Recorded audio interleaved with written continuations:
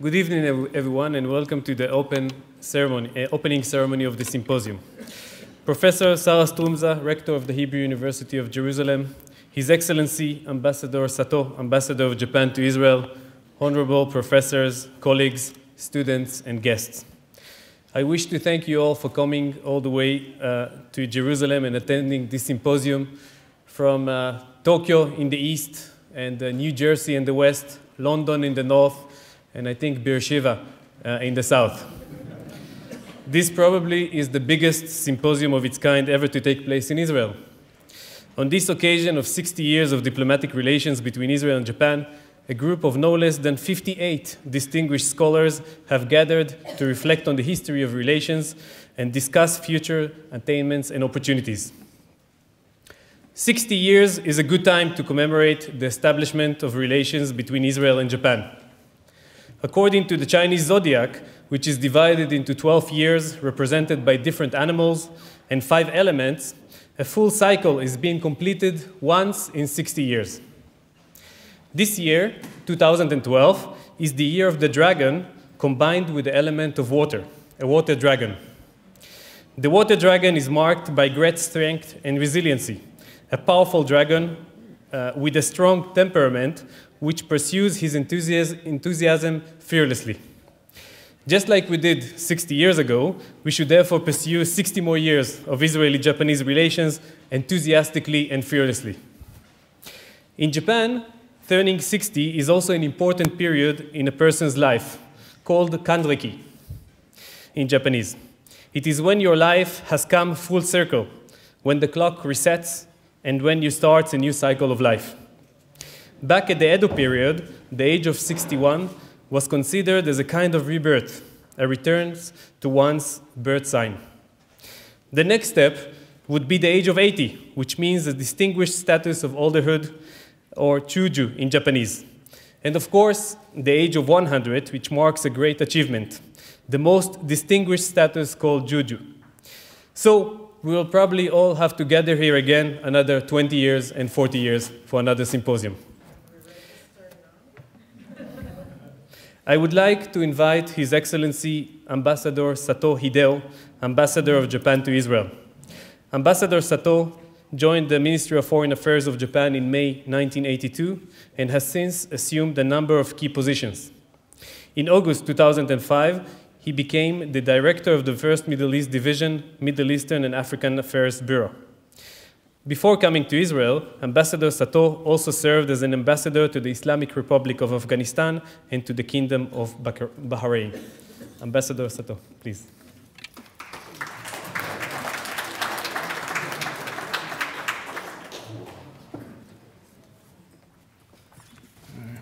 Thank you, Nissim. Before I start my speech, he already mentioned a couple of things that I wanted to mention. So bear with me if I repeat some of the things that he has already mentioned. Unlike Professor Garon, I'm not an entertaining speaker, so just bear with me with my written speech. Professor Sarah Stroumsa, Rector of the Hebrew University of Jerusalem, Dr. Nissim Otmazgin of the Department of East Asian Studies and the Harry Truman Research Institute for the Advancement of Peace, distinguished guests and ladies and gentlemen, good evening. It is indeed a great pleasure to be with you today at the opening of the International Symposium on Japan and Israel. It is being held as part of the event to commemorate the 60th anniversary of the diplomatic relations between Japan and Israel. As you know, the number 60 symbolizes maturity as it completes the sexagenary cycle according to the Oriental zodiac. Since we opened our diplomatic relations in 1952, we have come a long way, strengthening and developing our political and economic ties, deepening our mutual understanding, and expanding various exchanges. While we all agree that the figures in our economic ties remain, much to our regret, still far below our expectations, with the last 2 years' bilateral trade volume amounting to $3.3 billion, we are so proud of the achievements accomplished in the academic and cultural sectors as regards promotion of Japanese studies and Japanese culture in Israel. I must first and foremost commend the tremendous contributions made by the Israeli Japanologists. We highly appreciate their high-level scholarly works as well as their untiring and continuing efforts to spread the knowledge of Japan in Israel over the years. When I came to Israel in 1977, the Hebrew University of Jerusalem was the main institution to study about Japan, while Tel Aviv University was yet up and coming to catch up, expanding its staff to promote Japanese studies. Today, students in Israel can specialize in Japanese studies at Hebrew University, Tel Aviv University, and Haifa University. Bar Ilan University is also offering Japanese language and other courses. Over 180 Israeli students received Mombucho scholarships to study in Japan to date, and they constitute a large part of the teaching staff in Israel today. It is gratifying to know that each year, hundreds of students are enrolled for Japanese studies. I talked about the significance of the 60 years as a cycle of maturity, and indeed this international symposium, already mentioned by Nissim, the first ever to be held on such a large scale to discuss today's issues of our mutual interest, regional, bilateral, and cultural, involving our two countries, is such a timely enterprise to commemorate this festive year. I would like, therefore, to take this opportunity to express my deepest appreciation to Dr. Otmazgin and his colleagues and staff for organizing this memorable event, and to the Truman Institute and the Department of Asian Studies of the Hebrew University of Jerusalem for hosting this symposium. I hope the discussions in the following 2 days will pave the way for even more intimate and mutually beneficial intellectual exchanges between the two countries. I would also like to congratulate on the inauguration of the Israeli Association of Japanese Studies, which will take place tomorrow. It will be the second national academic association for Japanese studies in the Middle East after Turkey. The level of Japanese studies in Israel is, as we all know, already on a par with those in Europe and in the United States. And it is expected that with the inauguration of the Society, Japanese studies in Israel are now entering into a new stage of development, just as we are now entering into a new era of bilateral relations.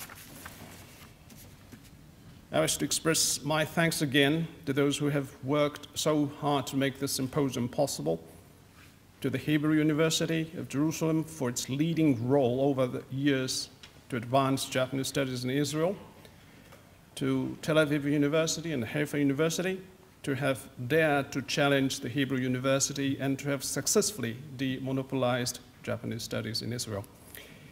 And to all the Japanologists and relevant scholars of Israel for their efforts to promote the understanding of Japan among the Israeli public. Last but not least, of course, I would like to welcome the Japanese participants in the symposium. As I mentioned earlier, this is the first time that such a large international conference on Japan and Israel has been organized in Israel.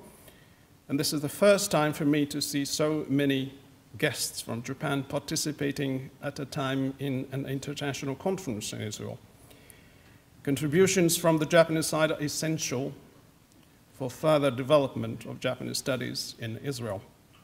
I hope this will be the beginning of a new series of dialogue and academic exchange between the two countries. I'm sure both sides will immensely benefit from such a dialogue. So let me wish you all the best and much success. Be'atzlacha. Thank you very much.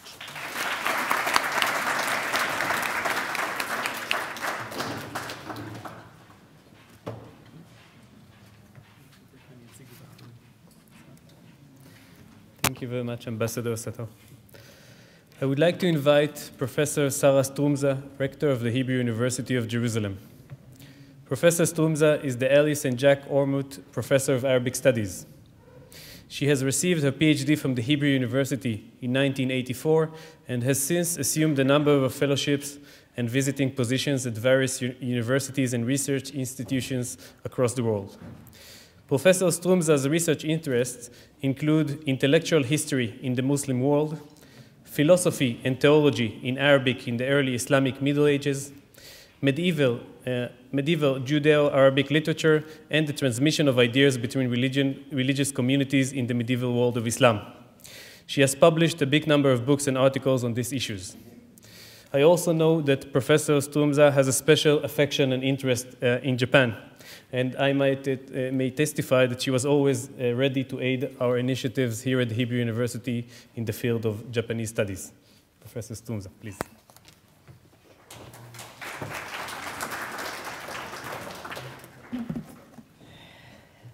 Thank you. Affection is indeed the word. Your Excellency, Ambassador Sato Hideo, distinguished guests, dear friends and colleagues, both the Ambassador and Dr. Otmazgin have reflected on the meaning of 60 years in the life of people, in the life of countries, and I will join the reflection, but from the Jewish side. In the Jewish tradition, the ideal lifespan of a person is 120 years, equivalent to the lifespan of the prophet Moses. A 60th anniversary would thus mark the midlife point, the point on which Dante Alighieri pondered in the first lines of his Divine Comedy, Nel mezzo del cammin di nostra vita. For Dante, as for everyone else, the reference to the middle of the path of our life is not meant to identify a precise geographical or a chronological point, but rather it reflects a realization that we have reached an appropriate time to take stock, to look back at what has been achieved and what remains to be done, and perhaps also to make decisions regarding the future. The 60th anniversary of diplomatic relations between Japan and Israel is also such a point, which calls for a brief stop where we can look back in satisfaction, I think, and you have summarized it, and where we can chart the way ahead. This is the purpose of the present International Symposium, which aspires to cover in 3 days the whole horizon of regional, bilateral, and cultural perspectives of our common 60 years together. But the symposium is not just analytical in character, it is also celebratory. And the opening of 2 art exhibits, each one of them a remarkable example of the ways our 2 cultures and 2 traditions are interwoven, is a celebration of the beauty that this interweaving of 2 ancient cultures can create today. For the academic world in Israel, and for the Hebrew University in particular, the silken threads that tie us to Japan are particularly strong, particularly beautiful. The Hebrew University has been, so to speak, adopted by Mizra, the Association of Japanese Friends of the Hebrew University, and our relationship with them is characterized by exceptional warmth and true friendship. The stereotypical image of Japanese people, if I may bring it up, is characterized by emotional restraint, and yet our experience shows the opposite. Every visit of the dawn choir, Makelat HaShachar, leaves us all wet-eyed, and every time they sing Naomi Shemer's Hebrew song of light, Or, it evokes optimism and light and seems to leave us with the description of Japan as the land of the rising sun. The great Japanese writer Junichiro Tanizaki tells a perplexing story. On September 1st, 1923, the earthquake that destroyed Tokyo and Yokohama found him in the Hakone Mountains. Years later, he recalled that when hearing the news about the terrible earthquake, and even before worrying about the safety of his family in Yokohama, he felt a perverse surge of happiness. His first thought was the new possibilities that the destruction is going to open for building Tokyo anew as a modern city. As I read this story, it translated itself to me into the biblical verse in Isaiah 9:9. The bricks have fallen down, but we will rebuild with dressed stone. The fig trees have been felled, but we will replace them with cedars. The determination of both our nations to rebuild after disasters and to start anew even as we mourn the destruction has been a trademark of both Japan and Israel. And for both Japan and Israel, the secret of rebuilding was not just unremitting determination, but also the quest for science and knowledge and understanding. The high level of science in Japan and in Israel, the amazing technological developments alongside the investment in preserving the traditional culture and in developing a refined culture in general, all these are part and parcel of the advance of Japan and Israel over the first 60 years of our diplomatic contacts. Universities are the locus classicus for this quest for knowledge, science, and culture. It is thus a great honor and pleasure for me to welcome you today at the Hebrew University as a good omen and as an auspicious beginning for the next 60 years and beyond. Thank you.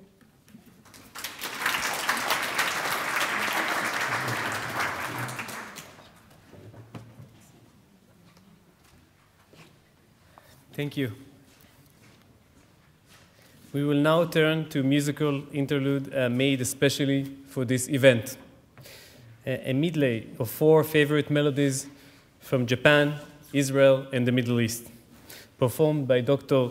Yayama Kumiko playing the oud, Oiwa Isao playing the Koto, and a Roni Ishran singer. Roni Ishran was born in Jerusalem. He is a paitan, which is a singer of religious poetry and texts, and a music teacher who teaches piyutim according to the tradition of the Sephardic music in Jerusalem.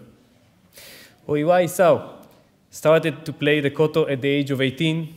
He now lives in Jerusalem and plays the Koto in various musical events, including here at the Hebrew University. Dr. Yayama Kumiko is an ethnomusicologist. She wrote her PhD on the musical tradition of Syrian Jews. She has mastered the oud and plays it in various occasions. And she also teaches Japanese here at the Department of East Asian Studies at the Hebrew University of Jerusalem. Onegai shimasu.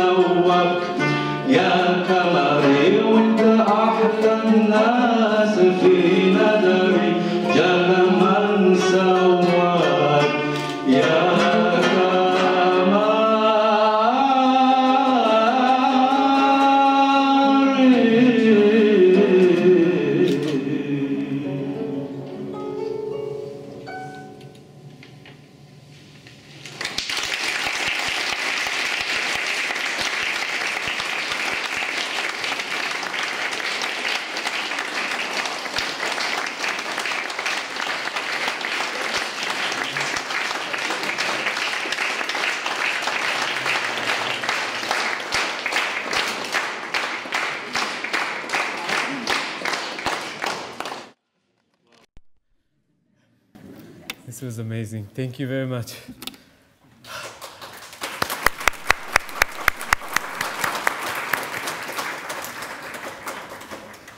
Thank you very much. I would like, just before we finish, to say a few words about the coming symposium and the events and discussions. As I mentioned before, this symposium is the biggest of its kind ever to be held in Israel.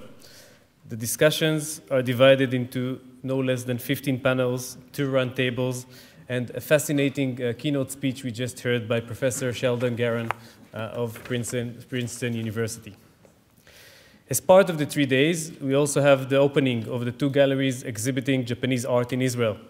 One that was opened earlier at the Stern Gallery, exhibiting the work of 4 Japanese and Israeli artists, and another in the library, showing some rare books about Japanese art and a Torah scroll decorated with Hebrew and Japanese calligraphy.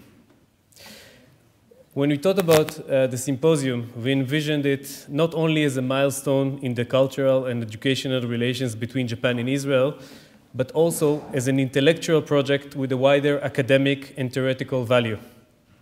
We expect that the issues discussed in the symposium would have the potential to contribute to the wider analytical and theoretical questions regarding the relations between geopolitics, diplomacy, and culture in regional and bilateral contexts. The panel themselves are divided into three main clusters. The first cluster, Japan in Asia versus Israel in the Middle East. The idea of this cluster is to draw analytical and theoretical insights from these two seemingly different situations, Japan in Asia and Israel in the Middle East, and discuss the possible role of such fields as diplomacy, commerce, and culture in the transitional process towards peace. The second cluster is titled Geopolitics and Diplomacy in Japan-Israel Relations. Here, the central idea is not only to look at Japan's diplomacy in the Middle East, and particularly towards Israel, but also examine the reciprocity between diplomacy and hard interests. To what degree did the question of resources influence the relations? What about each other's mutual relations with the United States? Does diplomacy play a vital role in the constructing of relations, or is it mainly about interests and international politics? The final cluster, Japanese Studies and Culture in Israel, discusses the current state of Japanese studies in Israel and more generally examines the role of culture, art, and education in these relations. What sort of impact does Japanese art and culture have on the image of Japan in Israel? What brings students into Japanese studies classes these days? How does the popularity of Japanese contemporary culture affect Israeli youth? What is the right way to teach about Japanese language in Israel's higher education? In a broader sense, this cluster is also a chance to reflect on the state of Japanese studies in Israel as a microcosmos for the development of Japanese studies in other parts of the world. As parts of the events, tomorrow evening we will have the formal inauguration ceremony of the newly established Israeli Association for Japanese Studies, IAJS, followed by a roundtable discussion on Japanese studies in Israel, chaired by the Dean of the Faculty of Humanities, Professor Reuven Amitai, and with Professor Ben-Ami Shiloni from the Hebrew University of Jerusalem, Professor Yaakov Raz from Tel Aviv University, and Professor Rotem Kovner from Haifa University as discussants. The purpose of the association is to accommodate the needs of a growing number of students and scholars in the field of Japanese studies and to facilitate a lively community of people learning and teaching about Japan. The association is open to researchers, students, and anyone interested in Japanese studies and language. Finally, I would like to thank all the people and institutions who made this symposium come true. We have greatly benefited from the support and sponsorship of the Embassy of Japan in Israel and the Japan Foundation, which has been supporting us not only in this symposium, but also in our various academic and cultural activities related to Japanese studies in Israel. We also benefited from the generous support of the Hebrew University of Jerusalem and its various divisions and departments, the Faculty of Humanity, the Harry S. Truman Research Institute for the Advancement of Peace, the Department of East Asian Studies, and the Freiburg Center for East Asian Studies. We also enjoyed the support of Israel Ministry of Foreign Affairs, which has kindly offered to sponsor the post-symposium tour to the Dead Sea and Masada. I would like to thank all the people who invested their time and energies in organizing the symposium. I would especially like to thank all the wonderful students from our department, the Department of East Asian Studies, who volunteered to do all the administrative and logistic work for the symposium, and to the administrative staff of the Harry Truman Research Institute. My gratitude also goes to Michal Mor from the Hebrew University's curator, Chaim Mizrahi, head of the Logistic Division at the Hebrew University, and Billy Shapira, Vice President and General Director of the Hebrew University. I would like to thank the artists, Eric Bokobza, Ishii Kazuo, Tsuchida Elia, and Ayelet Zohar, for exhibiting the works at the Stan Gallery, and to the calligrapher Shmuel Wolfman for exhibiting the beautiful Torah scrolls at the library gallery. Last but not least, I would like to thank my co-organizer of this symposium, Dr. Shalmit Bejerano, for many days and nights of thinking and working endlessly for this symposium. On this occasion, tomorrow we'll have all the panels starting, so on this occasion I would kindly ask from the speakers and the chairs of the panel to keep track of the time in order to allow us ample time for questions and discussions. I wish us all invigorating, fruitful, and enjoyable symposium. Thank you all for coming to Jerusalem.